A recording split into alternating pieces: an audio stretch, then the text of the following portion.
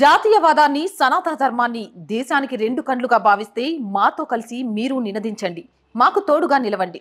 కింద కనిపిస్తున్న account details కి, ఫోన్ పేకి, గూగుల్ పేకి ఆర్థికంగా చేయూతనందిస్తూ మాకు అండగా నిలవండి. ఆర్థికంగా మీ చేయూత మాకెంతో అవసరం. నమస్తే, వెల్కమ్ టు అవర్ వాయిస్. నేను జర్నలిస్ట్ నవత. తెలంగాణలో దేవాలయాలకు సంబంధించి మరో వివాదం తెర మీదకి వచ్చింది. చిలుకూరు వీసా వెంకటేశ్వర స్వామిగా అందరికీ సుపరిచితమే. ఇక ఈ మధ్య కాలంలో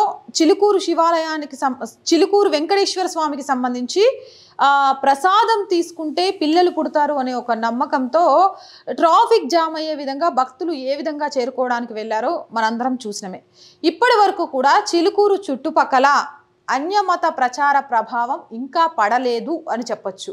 వెంకటేశ్వర స్వామి ప్రతిష్ట రోజు రోజుకు పెరుగుతున్న నేపథ్యంలో ఇక్కడ ఒక వివాదం రాసుకుంది అంటూ నిన్న బజరంగ్ దళ్తో పాటు చాలా మంది మాట్లాడారు.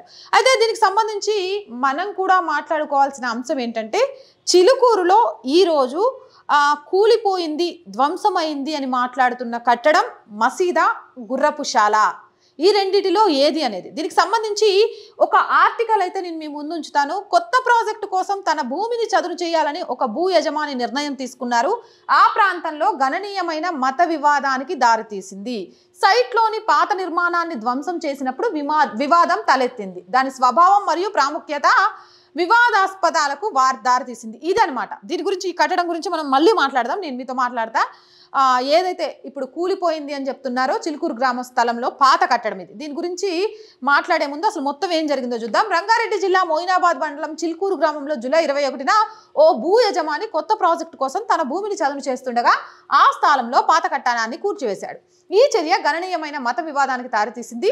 స్థానిక ముస్లింలు ఈ కట్టడం పాత మసీదు అని వాదిస్తారు. అయితే స్థానిక హిందువులు అది కేవలం ఉపయోగించిన గుర్రపుశాల అని వాదించారు. మతపరమైన నిర్మాణం కాదు అన్నారు. ముస్లింలు తమ సంఘం నాయకులను త్వరగా అప్రమత్తం చేశారు మరియు పాత కట్టడం కూల్చివేయబడిన మసీదు అని ఆరోపిస్తూ ఏఐఎంఐఎం నాయకులను సంప్రదించారు. ఏఐఎంఐఎం నాయకులు ఎమ్మెల్సీ మీర్జార్ అహ్మద్ బేగ్, మైనారిటీ సంక్షేమ శాఖ principal secretary Tafseer Iqbal, deputy commissioner of police Rajendranagar Srinivas ఘటనా స్థలానికి చేరుకొని పరిస్థితిని సమీక్షించారు. స్థానిక వర్గాల సమాచారం ప్రకారం ముస్లింలు వక్ఫ్ బోర్డు అధికారులకు మరియు పోలీసులకు ఫిర్యాదు చేశారు. ఘటన గురించి తెలుసుకున్న ఎమ్మెల్సీ రెహమద్ బేగ్, రాష్ట్ర ముస్లిం మైనారిటీ అధ్యక్షుడు షహీం ఖురేషి, వందలాది మంది ముస్లింలు సంఘటనా స్థలానికి చేరుకొని ప్రార్థనలు చేశారు. ఇక రాజేంద్రనగర్ డీసీపీ శ్రీనివాస్ ముస్లిం నేతలతో చర్చలు జరుపుతుండగా శాంతి భద్రతల పరిరక్షణకు భారీ పోలీసు బలగాలను మోహరించారు. రాత్రంతా ముస్లింలు సంఘటనా స్థలంలోనే ఉండి స్థానిక తహసీల్దార్ గౌతమ్ కుమార్ పరిస్థితిని సమీక్షించారు. మంగళవారం ఉదయం వక్ఫ్ బోర్డు అధికారులు, పోలీసుల ఆధ్వర్యంలో రెవెన్యూ అధికారులు ప్రార్థనా మందిరానికి సంబంధించిన భూమిని సర్వే చేసి 4 గుంటల భూమి వక్ఫ్ బోర్డుకి చెందిందని నిర్ధారించారు. వివాదాస్పద భూమి చిలుకూరు గ్రామం వద్ద సర్వే నెంబర్ 134 కింద 15.34 ఎకరాలు ఉంది. దీనికి ఆనుకొని ఉన్న సర్వే నెంబర్ 133లో 0.04 గుంటల్ని వక్ఫ్ బోర్డు భూమిగా గుర్తించారు. 0.04 గుంటల భూమిపై వక్ఫ్ బోర్డు చేసిన దావా చట్టబద్ధత చాలా సందేహాస్పదంగా ఉందని గమనించాలి. ఇది గుర్తుపెట్టుకోండి. ఈ ఫ్లాట్ పూర్తిగా ల్యాండ్ లాక్ చేయబడింది. నిర్దేశించిన యాక్సెస్ మార్గం లేదా ఏదైనా ప్రధాన రహదారికి కనెక్షన్ లేదు. అటువంటి ఒంటరితనం ఫంక్షన్ హాల్ వక్ఫ్ ఆస్తిగా దాన్ని సాధ్యత గురించి తీవ్రమైన సందేహాలు లేవనెత్తుతున్నాయి. ఏ సందేహాలు లేవనెత్తినా చేసేది ఏం లేదు. వన్స్ వక్ఫ్ బోర్డు అంటే వక్ఫ్ బోర్డుకి తలం చేసి అప్పచెప్పాలి. గ్రామాలే అప్పచెప్తున్నారు. అలాంటి చట్టాన్ని వాళ్ళ చేతిలో పెట్టిన కాంగ్రెస్కి చేతులెత్తి మొక్కాల. దీంతో చిలుకూరు గ్రామ వాసులే కాకుండా చుట్టుపక్కల పలు ప్రాంతాలకు చెందిన బీజేపీ, బజరంగ్ దళ్, ఆర్ఎస్ఎస్, వివిధ హిందూ సంఘాలకు చెందిన వారు పెద్ద ఎత్తున తరలి వచ్చి చిలుకూరు బాలాజీ దేవాలయం సమీపంలోని ప్రధాన రహదారిపై మంగళవారం రాత్రి వరకు బైఠాయించారు. నిర్మాణం మసీదు కాదని, కేవలం గుర్రపుశాల అని పేర్కొంటూ ఎలాంటి నిర్మాణాలకు వ్యతిరేకంగా నినాదాలు చేశారు. ఎట్టి పరిస్థితుల్లో మసీదు నిర్మించొద్దు అన్నారు. దీనికి సంబంధించి రావినూతల శశిధర్ కూడా ఎక్స్ వేదికగా స్పందించారు. అది మనం ఇక్కడ చూస్తున్నాం. ఇక్కడ బజరంగ్ దళ్ చేసిన అక్కడ ఏవైతే చాలా క్లియర్గా కనిపిస్తోంది.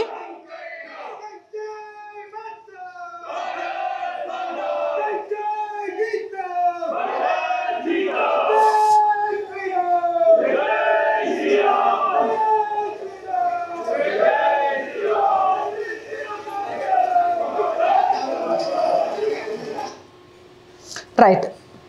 ఆస్తులు ఈ అగమ్య ఫ్లాట్ ని న్యాయబద్ధంగా వక్ఫ్ భూమిగా ఎలా వర్గీకరించారని గ్రామస్తులు వాదిస్తున్నారు. కనెక్టివిటీ లేకపోవడం వల్ల ఈ హోదా తప్పుగా ఉండవచ్చు లేదా సందేహాస్పదమైన భూసేకరణ పద్ధతిలో భాగం కావచ్చు. సరైన ప్రాప్యత లేకుండా ఏదైనా మతపరమైన ప్రయోజనం కోసం భూమి యొక్క ప్రయోజనం అసాధ్యం కాకపోయినా తీవ్రంగా పరిమితం చేయబడింది. భూమిని చదువు చేసే సమయంలో పక్కనే ఉన్న స్థలంలోకి చొరబడినట్లు కేసు కనిపిస్తుంది. పాత కట్టడం ఎక్కడ ఉందో ఖచ్చితమైన స్థలం ఇంకా గుర్తించినప్పటికీ అది తమ హద్దు మీరిన భూమిలోనే ఉందని వక్ఫ్ బోర్డు పేర్కొంది. అంతేకాకుండా సమస్య లేవనెత్తినప్పటి నుంచి రియల్ ఎస్టేట్ వ్యాపారి అదృశ్యమయ్యాడు. మరోవైపు వివాదాస్పద కట్టడం వద్ద మసీదు నిర్మించాలని డిమాండ్ చేస్తూ మంగళవారం రాత్రి పెద్ద సంఖ్యలో ముస్లింలు సంఘటనా స్థలానికి చేరుకొని నమాజ్ చేశారు. అయినప్పటికీ వారు పోలీసుల రక్షణలో బోర్వెల్ రింగింగ్ కూడా చేశారు. రాత్రి పూడే చేసేసిండ్రట వారెవ్వా. శతాబ్దాల చరిత్ర కలిగిన లార్డ్ బాలాజీ ఆలయానికి ప్రసిద్ధి చెందిన చిలుకూరులో మత సామరస్యానికి భంగం కలిగించి పక్కనే ఉన్న భూమిని ఆక్రమించాలనే కుట్రతో భూమిపై అక్రమాస్తుల అంశాన్ని మసీదు కూల్చివేతగా వక్రీకరిస్తున్నారని గ్రామస్తులు వాదిస్తున్నారు. ప్రతిరోజు వేలాది మంది భక్తులను ఆకర్షిస్తున్న ప్రసిద్ధ బాలాజీ ఆలయ ప్రాంగణంలో హిందూయేతర మతపరమైన కట్టడాలు నిర్మించకుండా పోలీసులు మరియు రెవెన్యూ అధికారులు నిర్ధారించాలని హిందువులు డిమాండ్ చేస్తున్నారు. ఆర్గనైజర్తో విశ్వ హిందూ పరిషత్ తెలంగాణ సంయుక్త కార్యదర్శి డాక్టర్ శశిధర్ మాట్లాడుతూ వక్ఫ్ భూముల ముసుగులో ఖాళీగా ఉన్న భూమిని ఆక్రమించేందుకు పెద్ద ఎత్తున కుట్ర జరుగుతున్నట్లు కనిపిస్తుంది. ఉపయోగించని గుర్రపుశాల వక్ఫ్ బోర్డు ఆస్తిగా ఎలా మారింది? తెలంగాణలో ముస్లింల పాలనలో చాలా పవిత్రమైన మరియు ప్రసిద్ధ దేవాలయాలు ఆక్రమణలకు గురయ్యాయి. అలంపూర్లోని దేవాలయం, వేములవాడ వద్ద ధర్మపురి లక్ష్మీ నరసింహస్వామి ఆలయంలో దీన్ని చూడవచ్చు. అక్రమాస్తుల అంశాన్ని మతపరమైన అంశంగా మార్చి అసంఘిక వ్యతిరేకులు తమ ప్రయోజనాలను పొందేందుకు ప్రయత్నిస్తున్నారని, ముస్లింలు ఇప్పటికే నిర్ణీత వక్ఫ్ భూముల కంటే ఎక్కువగా బోరుబావి తవ్వి ఆక్రమించుకున్నారన్నారు. చిలుకూరు దివ్యక్షేత్రం పవిత్రతను కాపాడేందుకు బాలాజీ ఆలయానికి సమీపంలో ఎలాంటి కొత్త మతపరమైన భవనాలు నిర్మించకుండా తక్షణమే చర్యలు తీసుకోవాలని విహెచ్పి ముఖ్యమంత్రి రేవంత్ రెడ్డిని తెలంగాణ ప్రభుత్వాన్ని కోరుతోంది. ఇగో ఇవి అక్కడ ఫోటోలు మీకు కనిపిస్తున్నాయి కదా. ఆల్రెడీ బోర్ వేయడం కూడా స్టార్ట్ చేసిండ్రు. కొంచెం లోడ్ అవ్వడానికి టైం పడుతుంది, నెట్ ఇష్యూ ఉన్నట్టుంది. ఇక దీని గురించి చాలా ఏదైనా కొత్త నిర్మాణం చేయొద్దు. డీసీపీ శ్రీనివాస్ అడిగారు. హైదరాబాద్ నుంచి 25 కిలోమీటర్ల దూరంలో ఇది ఉంది. 500 సంవత్సరాల క్రితం టెంపుల్. ఇదంతా మనకు తెలిసిందే, నిన్నటి నుండి సోషల్ మీడియాలో వైరల్ అవుతుంది. అయితే నాకు కూడా ఇక్కడ వచ్చిన డౌటు, మనం అందరం మాట్లాడుకోవాల్సిన అవసరం ఏంటంటే, అన్న ముస్లిం అన్నల్ని అడుగుతున్నా, అన్న నాకు పెద్దగా మీ మసీదులు ఎలా ఉంటాయి అనేది నాకు తెలియదు. అక్కడక్కడ నేను మసీదులను అయితే చూసిన, కానీ ఈ ఆకారంలో నేను మసీదుని అయితే ఎప్పుడు చూడలేదన్నా. ఇలాంటి ఆకారం ఉన్న స్థలంలో వెళ్ళి మీరు ప్రార్థనలు చేస్తున్నారా? జరుగుతున్నాయా? అంటే అసలు ఇది మీకు చాలా క్లియర్గా చూపిస్తాను నేను.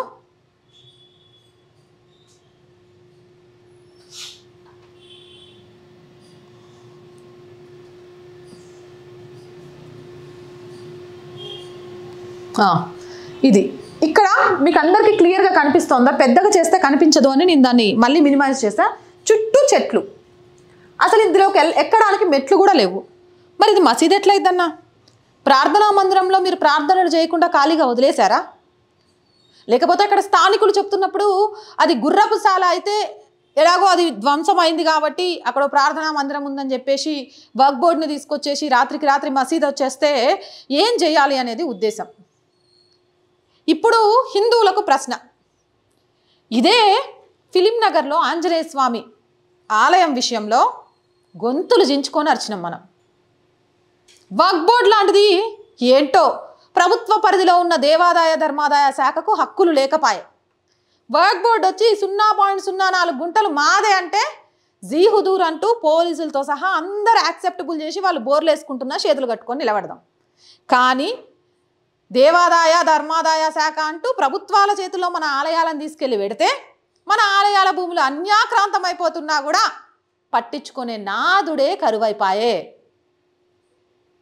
ఇలా ఎక్కడైతే ఒక ప్రసిద్ధ ఆలయం వెలుస్తుందో ఆ ఆలయానికి చుట్టుపక్కల్లో కొన్ని సంవత్సరాలలో ఒక మసీదు వెలుస్తుంది అనేది చాలామంది చెబుతున్నది.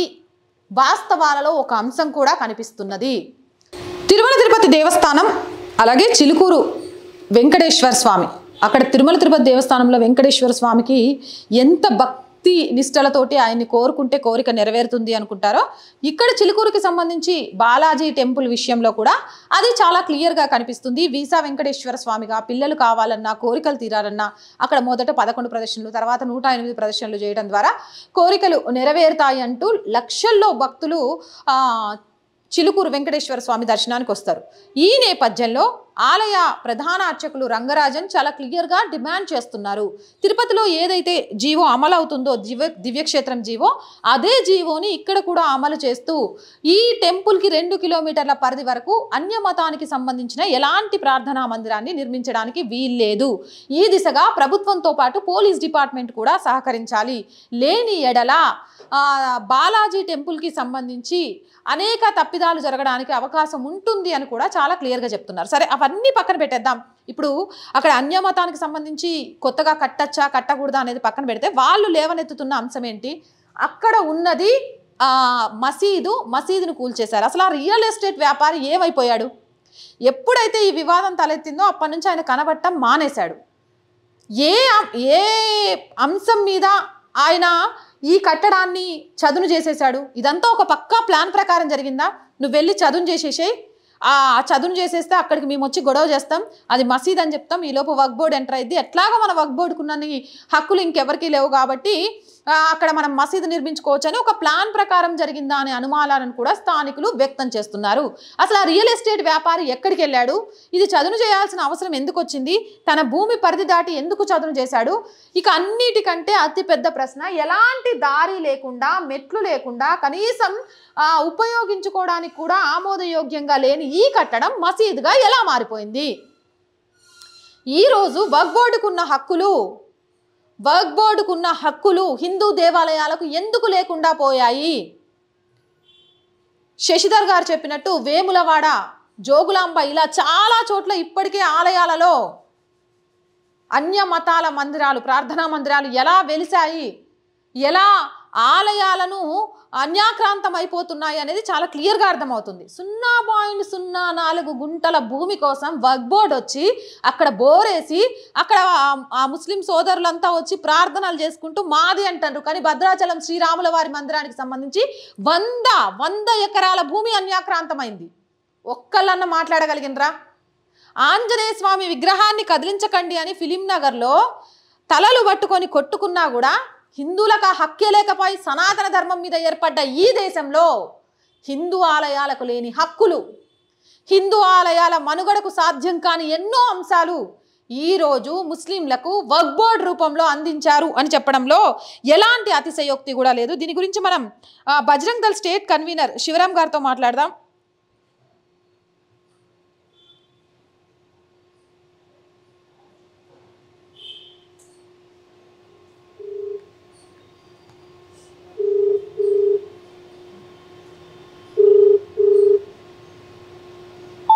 హలో, శివరామన్న నమస్తే. నేను నవత ఆర్ వాయిస్ నుంచి. నమస్కారం అన్నా, నిన్న ఏం జరిగింది అసలు చిలుకూరు దగ్గర? అది నిజంగా గుర్రపుశాల మసీదా? అసలు ఏం జరిగింది అక్కడ? చిలుకూరు బాలాజీ టెంపుల్ దగ్గర ఏదైతే మనం గుడికి వెళ్తుంటే మనకు ఎడమ వైపు అవుతుంటది. అక్కడ నుండి ప్రధానమైనటువంటి మందిరానికి ఒక దాదాపుగా 1/2 కిలోమీటర్ ఉంటది. ఓకే. అక్కడ గతంలో కొంత స్థానికులు చెప్తుంది ఏంటంటే గుర్రాల గడ్డి అని కొంతమంది అంటారు, కొంతమంది అది అప్పట్లో పురాతన కాలంలో ఎవరో కట్టుకున్నారు సేద తీరడానికి కొంతమంది అంటారు. అక్కడ మసీదు కావాల్సినటువంటిది ఎటువంటి ఆనవాళ్ళు లేవు. ముస్లిం సంబంధించినటువంటి ఎటువంటి ఆనవాళ్ళు లేవు. గతంలో ఫోటోలు కూడా చూసాము. ఎవరో ఒకప్పుడు ఎవరో ఏదో రాజు కింద పనిచేసేటవాడు, నైజాం కింద కూడా పనిచేసేటవారు ఏదో కట్టుకున్నారు అంతే. కానీ అక్కడ మసీదు గాని ఎలాంటిది లేదు. ఈ మధ్యన కొత్త పోకడ ఏం పోతున్నారు అంటే కొంతమంది ల్యాండ్ జిహాద్ పేరుతోని కొంతమంది ఎక్కడైతే ప్రభుత్వం భూమి కనిపిస్తే అక్కడ వక్ఫ్ బోర్డు భూమి అని ప్రకటించడము, ఇలాంటి దారుణాలు జరుగుతున్నది. అదొకటి. ఇంకోటి, ప్రధానమైనటువంటి దేవస్థానం ఏదైతే ఉందో దానికి కోట్లాది లక్షలాది మంది భక్తులు వెళ్తున్నటువంటి దేవస్థానంగా మెయిన్ టార్గెట్ గా చేశారు. ఈ మధ్యకాలంలో చిలుకూరు టెంపుల్ గురించి సోషల్ మీడియా వ్యాప్తంగా చాలా పేరు ప్రఖ్యాతలు వచ్చాయి, చాలా మాట్లాడుకుంటున్నారు. అవును. అంటే వీసా వెంకటేశ్వర స్వామి అని పిల్లలు ఇతరు దర్శించుకుంటే 108 సార్లు తిరుగుతాని అది పేరు కాంచి మొత్తం దేశం మొత్తం ఇది ఉంది. ఇది ఏం చేస్తున్నారు అంటే మత ఛాందస్వాదులు ఎవరైతే ఉన్నారో ముస్లింస్ సంబంధించిన వాళ్ళు అంటే కొంతమంది ఎక్కడైతే ప్రధానమైనటువంటి మందిరాలు ఉన్నాయో అక్కడ మసీద్ ఉండాలి. మసీద్ కేంద్రంగా డబ్బులు దండుకోవడానికి వాళ్ళ యొక్క టార్గెట్ పెట్టుబడి పెడతారు. ఫస్ట్ ఉదాహరణ ఒక ₹1,00,00,000 పెట్టినాక ₹1,00,00,000 ఖర్చు పెడితే రాబోయే రోజులతో 100 కోట్లు సంపాదించుకోవడం. ఎందుకంటే హిందూ సమాజంలో అన్ని మతాలు సమానమని ఎక్కువ దళితులు హిందూ దాంట్లో కొంతమంది ఉన్నారు చెప్పాలి. అవును. ఆ ప్రధాన మందిరానికి వెళ్ళేటప్పుడు ఫస్ట్ మసీద్ పోతాడు, దర్గాకు పోతే ముగుతాడు, అక్కడ కూడా అవుతాడు. లేదా అక్కడ దర్శించుకోవడానికి ఉదాహరణ మనకు వేములవాడ అదే కనిపిస్తుంది, జోగులాంబలో అదే కనిపిస్తుంది, ధర్మాపూర్లో అదే కనిపిస్తుంది. ఇట్లా చాలా చెప్పుకుంటూ పోతే వందలాదిగా ఉన్నాయి. ఇది టార్గెట్ గా పడ్డది. అదేదైతే ల్యాండ్ ఉందో ఆ ల్యాండ్ ఒక ప్రైవేటు ల్యాండ్, ఒక వ్యక్తిది. అది ఆ ల్యాండ్ మధ్యలో 4 గుంటల భూమి, అది కేవలం ప్రభుత్వము భూమి. అది 4 గుంటల భూమి. ఆ కట్టడం ఉన్నందుకు వదిలిపెట్టారు. ఆ మసీదుకు ముస్లిం సంబంధించినటువంటి ఎటువంటి ఆధారాలు లేవు, ఆనవాలు లేవు. అది హిందువులకు సంబంధించినటువంటి కట్టడమే. అది మనం స్పష్టంగా గతంలో ఫోటో చూస్తే అది వర్షం వచ్చి పడిపోయిందా ఎట్లా పడిపోయిందో తెలియదు. ఇది ఏం చేసినంటే కొంతమంది ఈ ముస్లింస్ వ్యాపారస్తులు, కొంతమంది అక్కడ పండ్ల అమ్ముకుంటారు, కొంతమంది కలిసి అరే ఇది ముస్లిం సంబంధించిందని వాళ్ళు తబ్లీగ్లకు చెప్పడము, వాళ్ళు అక్కడ చెప్పడం, చాలా మంది రావడం, అరే ఇక్కడ మసీదు ఉండే, ఇక్కడ దర్గా ఉండే, కూలగొట్టారని ఒకేసారి 400 మంది వచ్చి అదే రాత్రిలో ఆగా మేఘాల మీద బోరేసి అక్కడ మసీదు కట్టడం ప్రారంభం చేయడం జరిగింది. ఇప్పుడు కట్టడం స్టార్ట్ చేశారా అన్న, ఆపారా? మొన్న కట్టడం స్టార్ట్ చేశారు. కట్టడం స్టార్ట్ చేసినందుకే కదా స్థానిక భజరంగ దళ కార్యకర్తలు పోయి అడ్డుకున్నారు. దరిద్రం ఏంటంటే అక్కడ స్థానిక సిఐ దగ్గర ఉండి బోరెప్పించాడు. ఈ దరిద్రం ఏంటంటే సివిల్ మ్యాటర్ పోలీస్ డిపార్ట్మెంట్ ఉండకూడదు. నిన్న అడిగాము మేము ఏసీపీని, మరి సివిల్ మ్యాటర్ పోలీస్ ఎందుకు దగ్గరుండి చేపిస్తారు అంటే మేము ల్యాండ్ ఆర్డర్ విషయంలో ఉన్నారు. ల్యాండ్ ఆర్డర్ పేరుతో వాళ్ళకి అప్పచెప్పడానికి ఇది కుట్ర జరుగుతా ఉంది. స్థానిక ఎంఆర్ఓ వాని అమ్మమ్మ సొమ్ము కాదు, వాని సొమ్ము కాదు, అది ప్రభుత్వం సొమ్ము. అది వక్ఫ్ బోర్డు కింద రాసిచ్చాడు. వక్ఫ్ బోర్డు అనేది ఇక్కడ రాజ్యాంగంలో లేదు, ఇక్కడ చట్టపరంగా వక్ఫ్ బోర్డే లేదు. అసలు ఎవడు ఒప్పుకుంటలేడు దాన్ని. ఆ రాజ్యాంగంలో రాసిన వక్ఫ్ బోర్డే లేదు. వక్ఫ్ బోర్డు ఎప్పుడు వచ్చింది? 30 ఏళ్ల కింద వచ్చింది. 30 ఏళ్లలో దేశంలోనే అత్యధిక ఆస్తులు సంపాదించుకుంది. అంతే. వక్ఫ్ బోర్డు అనేది ఆ చట్టానికి ఎటువంటి సంబంధం లేదు, రూపకల్పన లేదు అసలు. ఈ వక్ఫ్ బోర్డు పేరుతో వచ్చి అది వక్ఫ్ బోర్డు భూమి అని చెప్పడం జరుగుతా ఉంది. అది వక్ఫ్ బోర్డు భూమి కాదు. ఆ దేవస్థానం చుట్టుపక్కల ఎక్కడ ఏ కట్టడాలు అన్య మతస్థులకి ఉండకూడదు, అన్య మతస్థులు కూడా అక్కడ వ్యాపారాలు ఉండకూడదు అని మా పోరాటం. అది ఏ ఒక్కడున్నా ఇలాంటి చిన్న వ్యాపారం చేసే దగ్గర చిన్న దర్గా చేస్తాడు, రాను పెద్ద చేస్తాడు, అదే కేంద్రంగా పనిచేస్తా ఉంటారు. కాదన్నా, మీకు నిన్న ఇష్యూ చూసినాక అనిపించిందా? ఫిలిం నగర్ లో మనం ఆంజనేయ స్వామి టెంపుల్ కోసం చాలా కొట్లాడినాం, కానీ ఈ రోజు ఒక ఆలయాన్ని కాపాడుకోవడానికి లేని హక్కులు ఎస్పెషల్లీ వక్ఫ్ బోర్డు పేరుతోటి మసీదులకు వీటికి ఇవ్వడం చూస్తుంటే మీకు ఏమనిపిస్తోంది? కొంతమంది చేతగాని దద్దమ్మలు రాజకీయాలకు లొంగిపోయి నాదేం పోయిందిలే అని అనుకోని కొంతమంది వాళ్ళకి సపోర్ట్ చేస్తా ఉన్నారు. ఎవరేం సపోర్ట్ చేసినా బజరంగ దళ్ స్పష్టంగా చెప్తుంది, అక్కడ ఎటువంటి ఆనవాలు లేవు. ఇక మీదట అక్కడ మసీదుకి సంబంధించింది కానీ అన్య మతస్థులకు సంబంధించిన అక్కడ ఎటువంటి కట్టడాలు కడితే సహించబోము. మొన్న కడుతుంటే ఏ రకంగా అయితే మేము అడ్డుకొని దాన్ని కూల్చడం జరిగిందో, ఇక మీదట ఎట్టి పరిస్థితుల్లో ఎవడు ఏది కట్టినా అన్య మతస్థులు మేము అడ్డుకుంటాము. మేము దాన్ని లీగల్ గా కూడా వెళ్తాము, వదిలిపెట్టే ప్రసక్తి లేదు. ఎంఆర్ఓ మీద కూడా రేపు ఈ రోజు మేము కలెక్టర్ ను సిఎస్ ను కూడా కలుస్తా ఉన్నాము. ఎందుకంటే అతను డబ్బులకు అమ్ముడు పోయి వక్ఫ్ బోర్డు అని రాసిచ్చాడు. అది వక్ఫ్ బోర్డు కాదు, గవర్నమెంట్ ల్యాండ్ 4 గుంటల భూమి. పోనీ ఆ 4 గుంటల భూమి అసలు ఎలా నిర్దేశిస్తారన్నా? ఇది అంటే అంత ప్లేస్ లో ఈ 0.04 గుంటలు మాత్రమే వక్ఫ్ బోర్డుది అనేది ఎలా క్యాలిక్యులేట్ చేస్తారు? అసలు ల్యాండ్ చేయాలి. కొంతమందికి లంచాలకు అమ్ముడు అయినటువంటి కొంతమంది అధికారులు ఉంటారు కదా, వాళ్ళు రాసిస్తారు. ఇంతవరకు ఎవరు వస్తారు లేరు అనుకుంటారు వాళ్ళు. అదే కదా మేము వ్యతిరేకిస్తుంది. అది ప్రభుత్వం భూమి, 4 గుంటల భూమి. ఆ పేదవాడికి రాసి ఇచ్చేయాలి. ఎవరికైతే భూమి లేదో వాళ్ళకి రాసి. సీఎం రేవంత్ రెడ్డి అంటున్నాడు కదా, పేదవా భూమి లేని వాళ్ళకి భూమి ఇస్తాము, కౌలు చేసుకున్న వాళ్ళకి కౌలు ఇస్తున్నాం. మరి ఇలాంటిది ఎందుకు చేస్తలేరు? ఇంకా దరిద్రం ఏంటంటే కాంగ్రెస్ పార్టీకి సంబంధించినటువంటి సీనియర్ నాయకుడు మా ఉద్యమం అయిపోయిన తర్వాత పోలీసు వాళ్ళందరూ మాకు మాటిచ్చిన తర్వాత మేము అందరం అక్కడ ఎంచి వస్తుంటే 4:30కు పోయి మేము పోయి సందర్శిస్తాము, అది వక్ఫ్ బోర్డు భూమి, వాళ్ళు ఎట్లా వచ్చి అడ్డుకున్నారని హనుమంతరావు పోయి వెళ్ళాడంట అక్కడికి. పోలీసు వాళ్ళు అడ్డుకున్నారు, అక్కడ వరకు తొలియలేరు. అంటే వాళ్ళ టార్గెట్ ఏంది? కాంగ్రెస్ పార్టీ ముస్లింస్ కు అప్పనంగా అప్పచెప్పాలి దేవస్థానాల దగ్గర. ఇది మేము ఎట్టి పరిస్థితులు సాధించము. అది 4 గుంటల భూమి ఏదైతే ఉందో అది ప్రభుత్వం భూమి. అక్కడ మసీదు లేదు, దర్గా లేదు, ఎటువంటి ఆనవాళ్ళు కట్టడాలు లేవు. ఇప్పుడు ఒక పాత బంగ్లా ఉంటదమ్మా, అది ఎవరు ఉండరు, ఎక్కడో వదిలిపెట్టి వెళ్ళిపోతారు. ఎవడో అనాముకుడు తెలియనోడు ఇది మసీదు కట్టడం అంటే ఎట్లా ఒప్పుకుంటాం మనము? గుర్రాల గడ్డి కాదు, ఏది అది ఎవడో ఒకడు డబ్బున్నవాడు అప్పట్లో కట్టుకున్నాడు, అది మేడ లెక్క. అది మసీదు కాదు, దర్గా కాదు, ఏది కాదు. అంతే కదా, వారసత్వం లేకుండా ఉన్న భూమి అంతా కూడా ప్రభుత్వ ఆధీనంలోకి వెళ్తది. అవును, అదే కదా. ఇప్పుడు రిలయన్స్ అంబానీ, ముఖేష్ అంబానీ ఇల్లు కూడా వక్ఫ్ బోర్డు భూమిలో ఉందని కోట్ల నడుస్తుంది కదా. ఇప్పుడు అంతే ఉప్పలు, బోడు ఉప్పలు, చెవిటి ఉప్పలు 4 ఎకరాలు 3 గ్రామాలు వక్ఫ్ బోర్డు భూమిలో ఉందని వీడు ఆఫీసులో ఉండి రాసేసుకుంటాడు. అది వక్ఫ్ బోర్డు ఉంది, అది చట్టపరమైనది కాదు కదా. ఎవడు ఒప్పుకుంటాడు దానికి? కొంతమంది రాజకీయ నాయకులు దద్దమ్మలు వక్ఫ్ బోర్డు కింద మద్దతు ఇస్తారు తప్ప తెలిసిన వాళ్ళు ఎవరు మద్దతు ఇవ్వరమ్మా. రైట్, ఓకే, థ్యాంక్ యూ అన్న. ఓకే, చాలా క్లియర్గా చూస్తున్నాం. బజరంగ్ దళ్ చాలా క్లియర్గా చెప్తోంది 0.04 ఈ కట్టడం ఏదైతే ఉందో ఈ కట్టడానికి సంబంధించి ప్రజలు వెళ్ళడానికి లేకపోతే ప్రార్థనలు చేయడానికి అనువైన ప్రదేశం కానే కాదు. కానప్పుడు దీన్ని మసీదు అనేది ఎలా నిర్దేశిస్తారు? దీని వెనక ఉన్న అసలు కుట్ర ఏంటి అనేది చాలా క్లియర్గా ఇప్పుడు శివరామన్న మనతో అందరితో అయితే షేర్ చేసుకున్నాడు. ఏంటి అని అంటే, ఎక్కడైతే చాలామందికి చెప్తూ ఉంటాం హిందూ ఆలయాలకు చుట్టుపక్కల కొబ్బరికాయలు కానీ పూలు కానీ ఇంకేదైనా కానీ హిందువులే అమ్మాలి. ఎప్పుడైతే అక్కడికి అన్యమతస్తులు వస్తారో అన్యమతస్తుల ప్రభావం ఆలయంతో పాటు చుట్టుపక్కల ఉన్న పరిసరాల మీద పడుతూ ఉంటుందని చాలా సందర్భాల్లో చాలామంది పెద్దవాళ్ళు చెప్తూనే వచ్చినప్పటికీ మన చెవులకు ఎందుకు ఎక్కుద్ది? మన చెవులకు ఎక్కే ప్రసక్తే లేదు, మనం పట్టించుకునే ప్రసక్తే లేదా? మన మనసులో ఉన్న కోరికలు దబదబా పోవాలి, మనకున్న కొంచెం టైంలో ఒక కొబ్బరికాయ కొట్టాలి, దేవుడా నాకు కోరికలు తీర్చని చెప్పాలి, ఇక్కడ బయటికి రావాలి, అయిపోయి మన పని. అమ్మయ్య దేవుడు నా కోరికలు తీర్చేస్తాడు. ఆ గుడి ఉంటే ఏంటి లేకపోతే ఏంటి, మన కోరికలు, నా ఇల్లు, నా కుటుంబం, నా పిల్లలు, నేను మంచిగుంటే చాలు.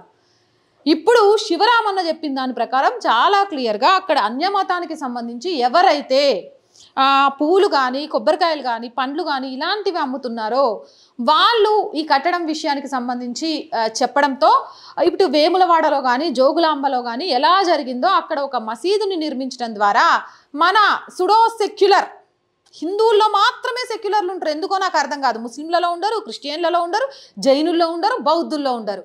కానీ సెక్యులర్ అని అంటే ఎవర్రా బాబు అంటే హిందువులకు మాత్రమే వర్తిస్తుంది. నేను సెక్యులర్ని, అన్ని మతాలని గౌరవిస్తా అని చెప్తాడు, తన ధర్మాన్ని మాత్రం విస్మరిస్తాడు. అలాంటి జీవి ఎక్కడైనా ఉంది అంటే హిందూ ధర్మంలో మాత్రమే ఉందని చెప్పడంలో ఎలాంటి సందేహం కూడా అక్కర్లేదు.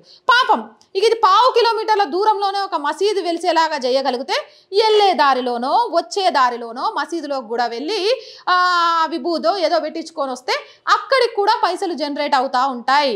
దాని ద్వారా అక్కడ అన్న చెప్పినట్టు ల్యాండ్ జిహాద్ పేరుతో సరికొత్త కుట్ర చేయడానికి పన్నాగం అనేది జరుగుతోంది. అది గుర్రపుశాల కూడా అయి ఉండకపోవచ్చు. గతంలో రాజుల కాలంలో ఎవరో ఒక కట్టడం కట్టుకున్నారు, అది ఇప్పటి వరకు మళ్ళీ ఎవ్వరు యూజ్ చేయలేదు, అది అన్యాక్రాంతమై ఉంది. అన్యాక్రాంతంగా వారసత్వం లేని ఆస్తులు ఎవరు కట్టారో ఏంటో తెలియని ఆస్తులు అనేవి ఖచ్చితంగా ప్రభుత్వ పరిధిలోకి వస్తాయి. 30 సంవత్సరాల క్రితం శివరామన్న చెప్పిన లెక్కల ప్రకారం వక్ఫ్ బోర్డు వచ్చింది. కానీ ఈరోజు దేశంలో అత్యధిక ఆస్తులు ఎవరికి ఉన్నాయంటే వక్ఫ్ బోర్డుకే. కొన్ని వందల వేల చరిత్రలు కలిగిన సనాతన ధర్మమైన హిందూ దేవాలయాలకు సంబంధించి ఆ హక్కులు ఎందుకు లేవు అని ప్రశ్నించే వాళ్ళు లేకపోవడమే ఈరోజు ఈ దుస్థితికి కారణమవుతుంది. నేను చాలా మందితో మాట్లాడినప్పుడు తెలుసుకుంది ఏంటి అని అంటే ల్యాండ్ జిహాద్ 3 రకాలుగా ఉంటుంది అని. ఒకటి, ఖాళీ ప్రదేశం కనిపించినప్పుడు వాళ్ళకి సంబంధించిన జెండా కానీ చిన్న దర్గా కానీ ఏదో ఒకటి స్టార్ట్ చేసేస్తారు. ఆ ప్రకారం దాన్ని వక్ఫ్ బోర్డులోకి తీసుకెళ్లి ఆ భూమిని ఆక్రమించేస్తారు. ఇది ఒక రకమైన ల్యాండ్ జిహాద్. రెండవది ఏంటి అంటే బాగా హిందువులు ఉన్న ఏరియాలోకి ఒక కుటుంబం అక్కడికి వచ్చేస్తుంది, రెంట్ బేస్ మీద వస్తుంది. రెంట్ బేస్ మీద వచ్చిన తర్వాత చిన్న చిన్నగా ఆ చుట్టుపక్కల ఎక్కడే ఖాళీగా ఉన్న ఇళ్లలోకి వాళ్ళ వర్గం ప్రజలను తీసుకొస్తారు. చిన్నగా ఆ హిందూ ఏరియా మొత్తం ఖాళీ అయిపోయి అది ముస్లిం ఏరియాగా మారుతుంది. ఉదాహరణకు శాస్త్రిపురం పేరుకే ఉంటుంది కానీ దానికి కిలోమీటర్లు 2 కిలోమీటర్ల పరిధి వరకు ఒక్కటంటే ఒక్క హిందూ కుటుంబం ఉండదు. మన ఓల్డ్ సిటీని రీసెంట్గా మలక్పేటను తీసుకున్నా కూడా అదే కనిపిస్తుంది. ఇక మూడవది ల్యాండ్ జిహాద్లో భాగంగా గుంపుగా అంటే శరణార్థులుగా కానీ లేకపోతే అక్కడ పనులు చేసుకోవడానికి కానీ వచ్చినట్టుగా వచ్చి అక్కడ ఆ ప్రాంతాన్ని మొత్తం వాళ్ళ ఆధీనంలోకి తీసుకొచ్చుకుంటారు. ఇలాంటివి ల్యాండ్ జిహాద్లో 3 రకాలు ఉన్నాయి అంటూ కూడా చాలామంది చాలా సభావేదికలుగా చెప్పడం మనందరం కూడా వింటూనే వచ్చాము.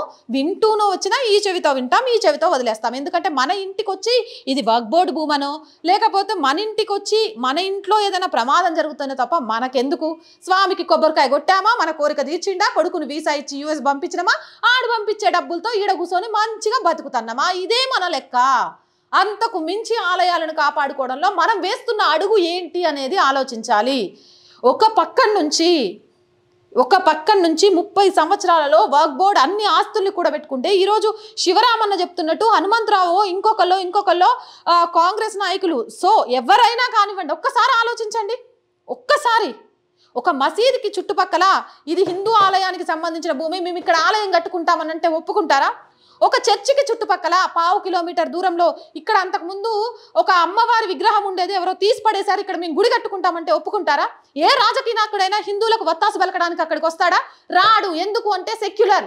అరే హిందువులు సెక్యులర్గా బతకాల్సిందే మీరు, ఎందుకంటే భారతదేశంలో మెజారిటీగా ఉన్నారు కాబట్టి మీరు సెక్యులర్ అనే ముసుగులో బతకండి, బతకకపోతే బాగోదు అనే ఒక నీడను మన మీద పడేశారు. కానీ ఈరోజు ఆలయాలకు చుట్టుపక్కల దర్గాల రూపంలో మసీదుల రూపంలో వెలవడానికి కారణం ఏంటి? ఈరోజు ఇక్కడ చిలుకూరులో ఉంది కూడా ఇది ఏంటి? దీన్ని చూస్తున్న ఈ పటాన్ని చూస్తున్న ఎవరికైనా మసీదు ఆకారం కనిపిస్తుందా? లా అండ్ ఆర్డర్ కోసం పోలీసులు ఉన్నాము అనే విషయాన్ని చెప్పారు అట. మరి లా అండ్ ఆర్డర్ ప్రకారం పోలీసులు ఉంటే అక్కడ గొడవ జరగకుండా చూడాలి. ఆ గొడవ జరిగే వివాదాస్పద స్థలంలో వాళ్ళు మసీదు కట్టుకోవడానికి బోర్ తవ్వుకోవడానికి సిద్ధమైపోయినా చూస్తూ ఉండిపోయారా? ఇక్కడ అర్థం కాని చిక్కుముడులు ఎన్నో ఉన్నాయి. ప్రభుత్వం ఎక్కడైతే ఆలయాలను సంరక్షించాలి అనే ఆలోచనలో రాకుండా ఉంటుందో, సెక్యులర్ అనే ఒక పదం ముసుగులో మైనారిటీలకు కొమ్ము కాస్తూ ఓటు బ్యాంకు రాజకీయాలు చేస్తుందో అక్కడ ఖచ్చితంగా కూడా ఇలాంటివి జరుగుతూనే ఉంటాయి. తెలంగాణలో గత కొన్ని రోజులుగా చూస్తున్నాం, ఎన్నడూ లేని విధంగా హిందూ ముస్లిం గొడవలు విస్తృతంగా పెరిగిపోతూ ఉన్నాయి. మత కలహాలు అనేవి ప్రారంభమయ్యాయి. కారణం ఏంటి అనేది ఎవరికి వారు ఆత్మవిమర్శన చేసుకోవాల్సిన అవసరం ఉంది. చిలుకూరు వెంకటేశ్వర స్వామి టెంపుల్కి సంబంధించి ఆలయ ప్రధాన అర్చకుడు రంగరాజన్తో పాటు బజరంగ్ దళ్, విహెచ్పి, హిందూ జనశక్తి ఇలా హిందూ సంఘాలన్నీ కలిపి ఒకటే ఒక రిక్వెస్ట్ చేస్తున్నారు. దివ్యక్షేత్రం జీవో తిరుపతిలో ఏదైతే అమలవుతుందో, తిరుపతిలో అమలైనా మాత్రం పేరుకే అది. మొన్న లలిత్ కుమార్ పోయి అక్కడ చాలా బండారాన్ని బయటేసిండు. అధికారుల బండ్లకే క్రిస్టియన్ స్టిక్కర్లు, ధూపం వేసుకుంటూ ఏం జరుగుతుంది? సరే, ఇవన్నీ మనం మాట్లాడుకోవడానికి చాలా బాగుంటాయి. చేతల్లోకి దిగేది ఎంతమందిరా అంటే మన దాంట్లో ఉండేటోళ్ళు చాలా తక్కువ మంది. అలాంటి వాళ్ళ గురించి ఎంత తక్కువ మాట్లాడుకుంటే అంత మంచిది. పక్కన పెట్టేస్తే కనీసం పేరుకైనా దివ్యక్షేత్రం జీవో ప్రకారం 2 కిలోమీటర్ల పరిధి వరకు కూడా ఎలాంటి అన్యమతానికి సంబంధించిన ఆలయాలను, ప్రార్థనా మందిరాలను నిర్మించడానికి వీల్లేదు. ఆ జీవోని చిలుకూరు వెంకటేశ్వర స్వామి టెంపుల్లో కూడా ఇంప్లిమెంట్ చేయాలి. ఇది కూడా ఎంతో ప్రసిద్ధిగాంచిన ఆలయం. చాలామంది మనోభావాలకు హిందువులకు ఈరోజు లక్షల్లో చిలుకూరు బాలాజీని దర్శనం చేసుకోవడానికి వెళుతున్నారు అంటే ఆయన మీద ఉన్న నమ్మకం అలాంటిది.